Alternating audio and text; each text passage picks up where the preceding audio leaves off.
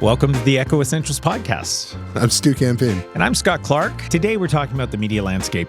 Stu Campaigne is in from Bay today, and we were hoping to have some other journalists, but part of the topic that we will touch on is that there is no time to have discussions, no time to actually dive deep into stories. It is incredibly fast-paced, but it's absolutely it's under-resourced for sure, and small markets see it more than anybody else. So let's get into our first episode as Dave Dale's on holidays with Stu Campaigne, and this episode is brought to you by our good friends at Source for Sports. Sports aren't just what we do, they're who we are. Source for Sports North Bay is your advocate, your local support system, and your biggest fan. 1321 Fisher Street has grown from a place where knowledgeable experts can help you find exactly the gear you need, to the hotbed of team uniforms, apparel and fanwear, to a community stronghold for all the things that truly matter to you and your family's sports journey. We love helping you find your first pair of skates, as much as we relish supporting local leagues, teams, and athletes. Wherever your sports journey takes you, make sure you visit Source for Sports North Bay at 1321 Fisher Street so we can help you along your way. Stu, first of all, thanks for coming in. It's my pleasure. Dave is on holidays. I don't. Do you know where he went, Ben? He went to like the bush or something, right? He's like off grid. You can't get him. Maybe you just said that to me.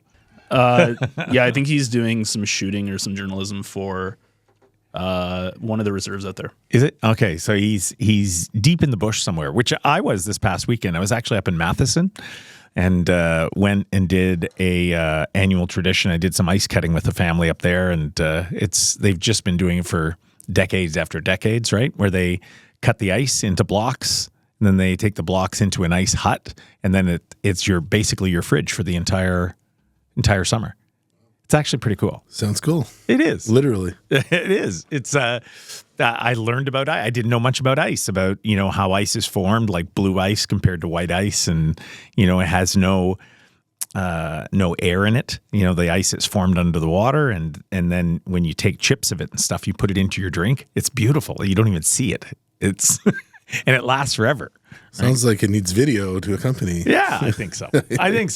Stu, thanks for coming in. We wanted to talk a little bit today about the landscape of media, and it's interesting. You have a really interesting perspective of that you've been on these shows. We've talked about some pretty interesting things that has a fair bit of traction, and also you get to listen and watch from afar as well. So. Tell me a little bit about what you've seen in the media landscape, because it has changed so much in 10 years dramatically. 15 years, even more drama, right? And where it's going to go next. We were talking just before we flipped the mics on. We said, flip the mics on. This is a good conversation.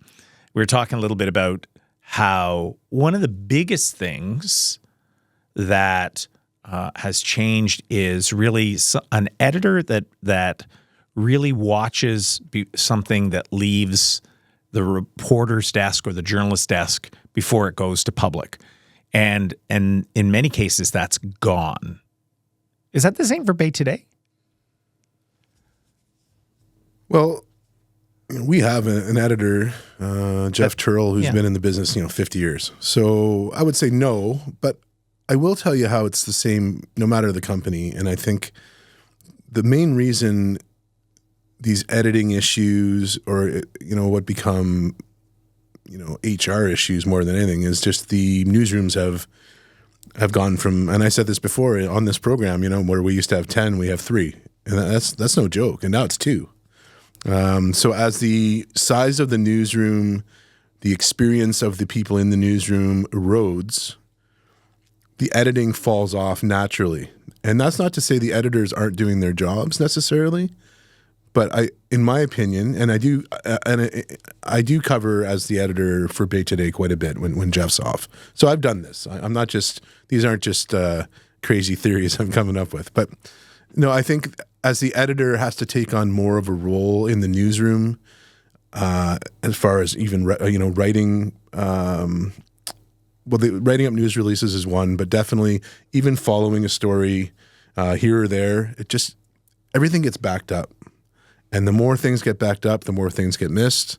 And that's where we run into issues where even if there is an editorial level, it's not the same rigidity that it once was, and things are getting through that become, frankly, embarrassing for the profession, where stories aren't thoroughly checked or enough care isn't put into it. Not because the journalist doesn't care, mostly because, and I'm going to say this again and again as we talk about this, it's a time factor, it's a manpower factor. Those things just don't exist anymore. So tell me about it. Actually, when you say time, explain to me, because what we do here, it's podcasting, and we want to talk about current events. We want to have long form conversations.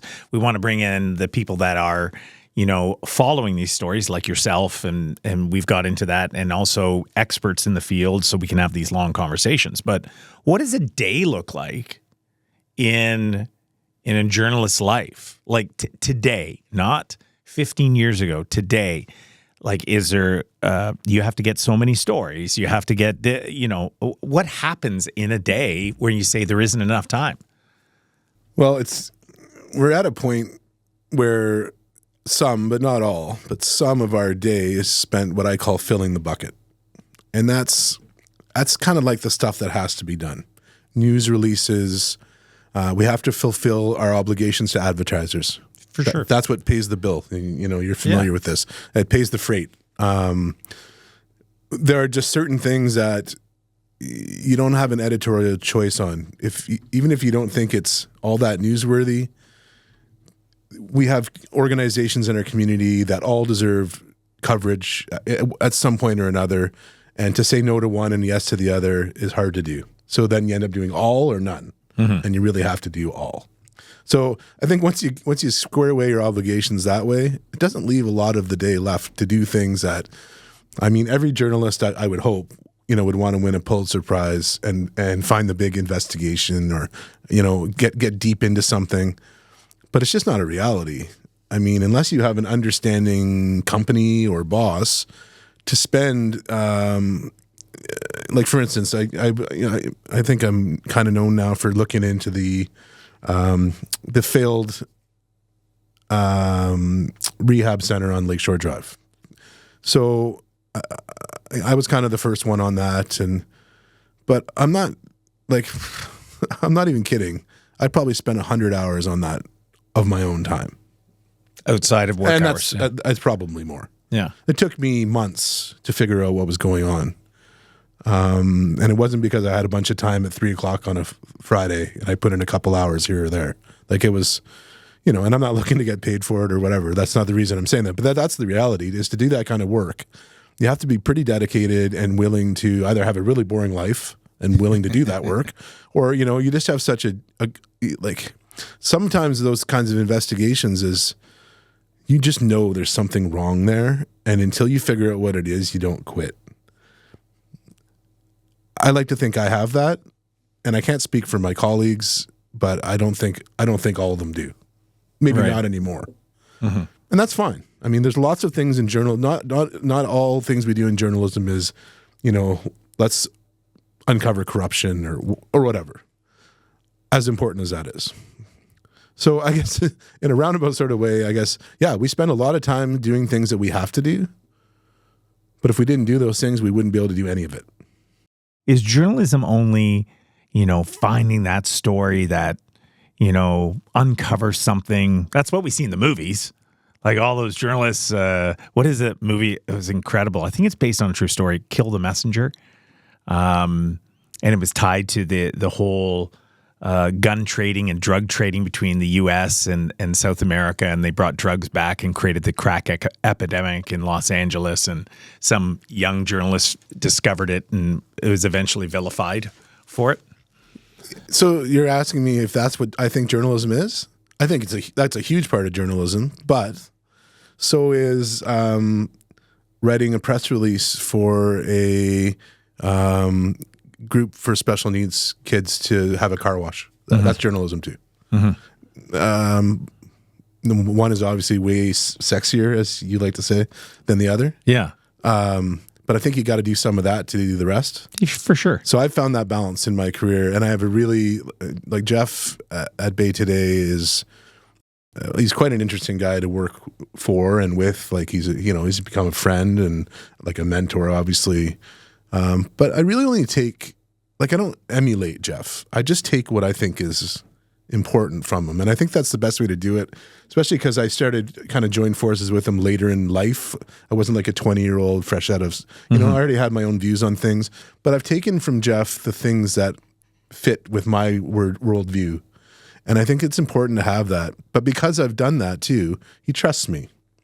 And like we were talking about a bit off camera, like, if I only get one thing done in a day, and there's often this perception that we have to do 5 things or 6 things, or people wonder I think you wonder, how many things do you have to do a day? Well, things can mean a lot of things in journalism. Like I said, the example I just gave, the car wash and the investigative piece, obviously don't have the same time, investment in it.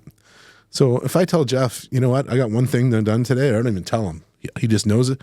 There's no questions because he knows I'm not watching TV at home or, I'm working. I'm always working. Right. We're all always working. So there's no concern there. But I can't say that it may not be the same in other newsrooms. I don't know.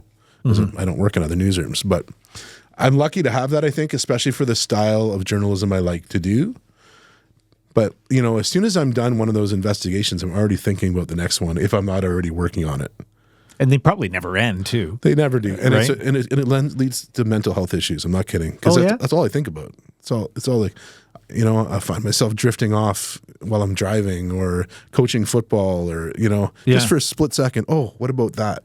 And I often, because I'm getting older, I have to put it in my phone now because I won't remember by the time I get home. It's true. Like, I think you can't just be an investigative journalist. I think you just are. It's a huge difference. You can try to be one, and maybe it'll work. But if you are one, you never stop. You never stop thinking about what's the next angle, what's the next thing. I should talk to this guy, and maybe he has something new to say. And that's the kind of. But it's a bit of a curse too. I'm not gonna lie. It's time to Toyota at North Bay Toyota. Attention truck lovers. Have you been Tundra struck? The powerful and dependable Toyota Tundra is the new definition of grit. Ask us about amazing lease deals on a 2025 Tundra Double Cap SR 4-wheel drive and experience ingenious levels of capability, technology, and refinement. Or maybe you're an SUV lover?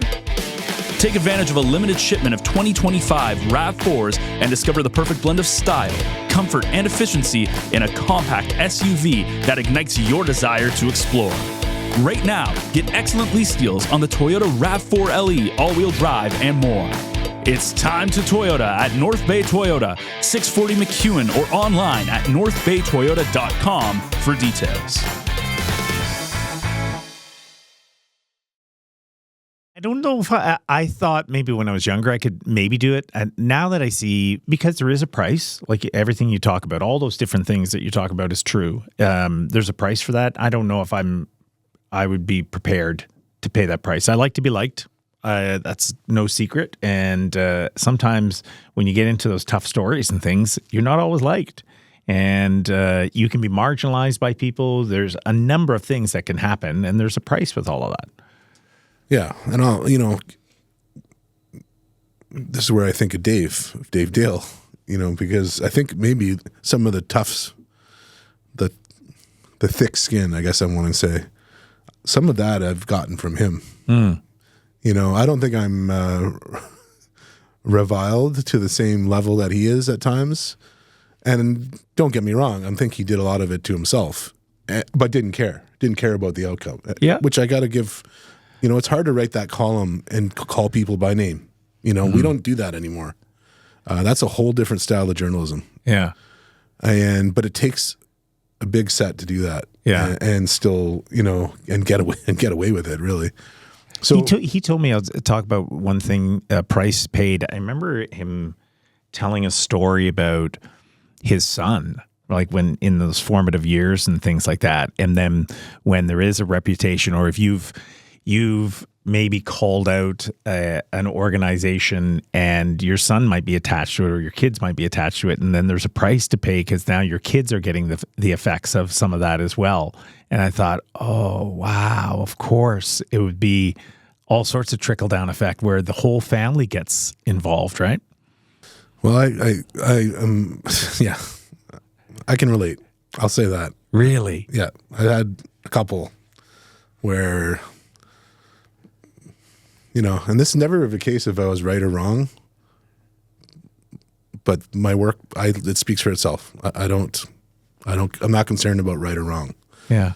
But so when I write a good piece and it brings out some interesting points and it's well researched and factual, and say, for instance, my daughter gets, I'll just say, treated unfairly directly as a result of what I did for my job, that's an issue. Wow. But has that happened? So absolutely, yeah. And how do your kids process that? My daughter was upset.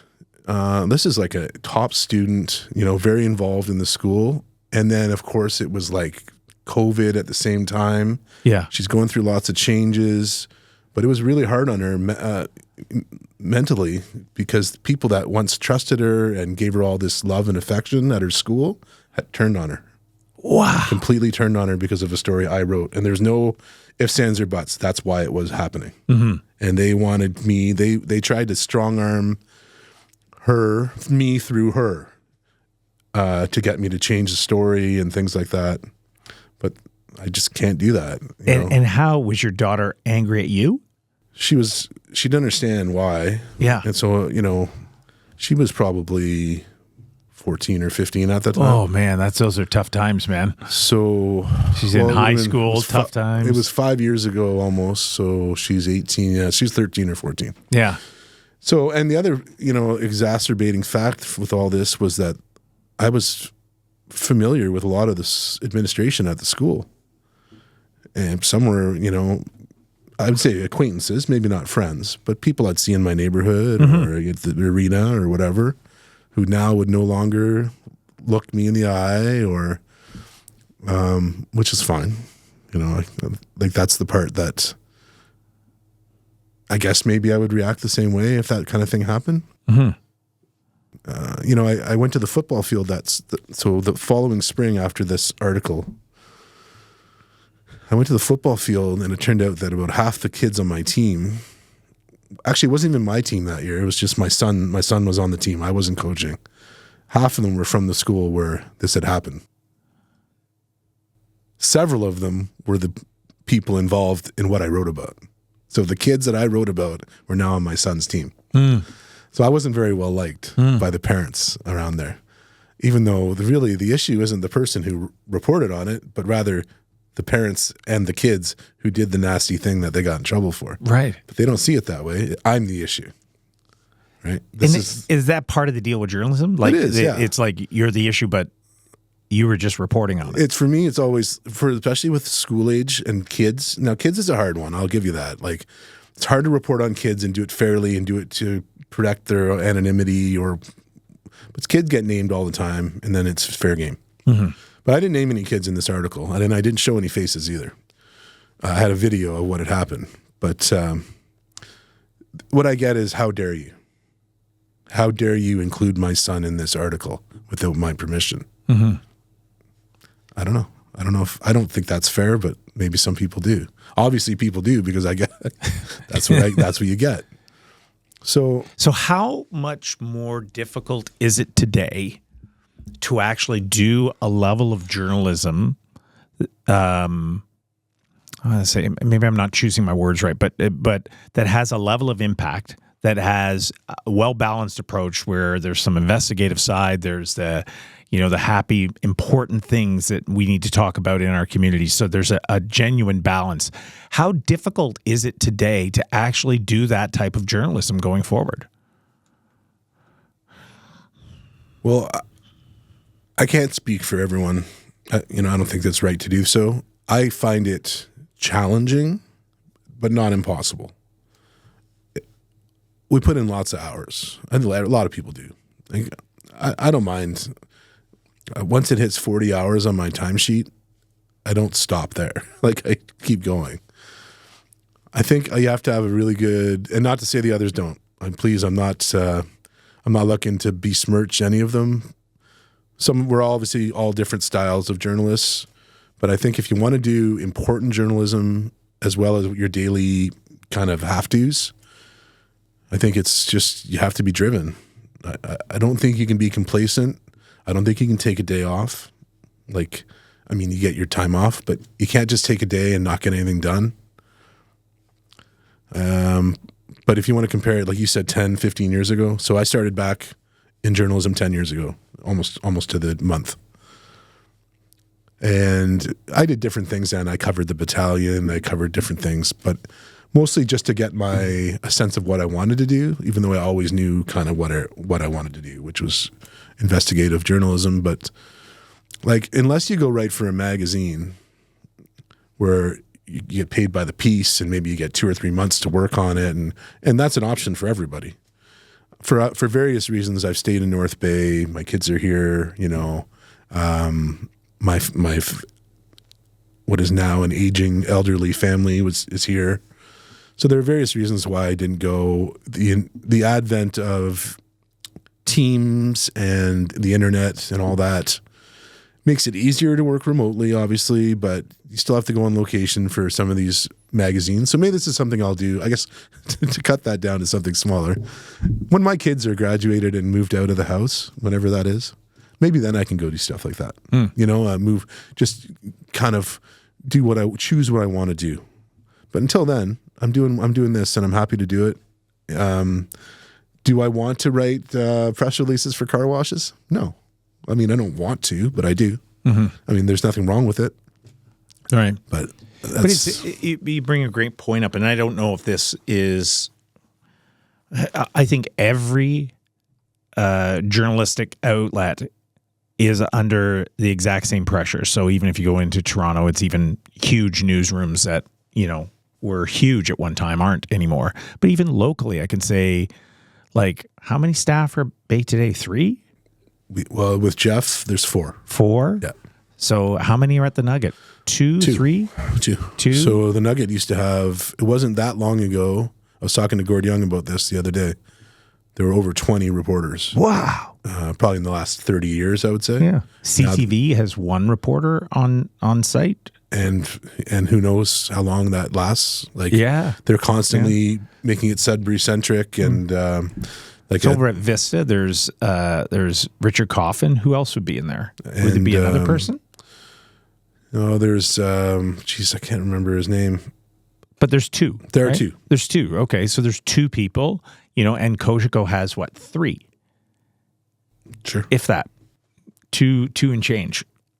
Like it's when you look at that, it's virtual, and then you have to put, let's say for for almost all of you have to generate so many topics. So to cover a half-hour newscast, to cover, you know, whatever it is, you know, 6 minutes, or that's too long, but you know, so many minutes in every hour of the day in radio broadcasting, and then you have to fill up a page of content on Bay Today, and same with the Nugget. It's like, it's just the math of it all is incredible. So to spend the time to do any type of investigative journalism, because the piece of it that's really important to talk about is that, you know, there's legalities. You can't just report on anything and say whatever you want, and there isn't any blowback when it comes to that. There's definitely blowback, and it could be legal blowback. So your ducks have to be in a row. Well, and I think that, you know, kind of brings this conversation full circle. We started with, you know, the editorial levels that are in place. So if you make a mistake like that, or even do something you shouldn't, and there's a legal aspect to it, that editor's not there to get it on the way back either. Mm-hmm. So not only should it have been caught before it happened, now they got no one to deal with it when you get the blowback. Right. And that's a big issue too. Yeah. For companies especially. And I can say freely here, because if Jeff is listening, the very first broadcast we did was something like this. I had Dave Dale in here as well. It was me, Dave and Jeff Turrell. And Jeff said some things. He was pretty fired up, and he said some things. I'm like, no way am I airing that. It's like, I'm going to be sued for sure. He has strong opinions. It would have been the greatest one-off of all time. The one, how long did your podcast go for? One episode. Episode 1, but I had the right guess. That's right. It was a doozy. Hey, Stu, thanks for coming in. You're gonna be with us for the next couple of weeks, which is great. We're gonna do an Ice Hut episode, which is going to be awesome. It's talking about coming full circle with Stu and I in our relationship. We have a whole story around that, which is I can't wait to talk about. But filling in with Dave while he's in the bush doing something. Yeah. I can't promise to be as ornery or cantankerous as Dave Dale, but I'll do my best while he's gone. Yeah, who can, really?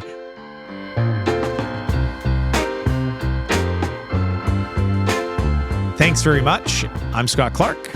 I'm Stu Campaigne. And this is the Echo Essentials podcast. We'll be back with you soon.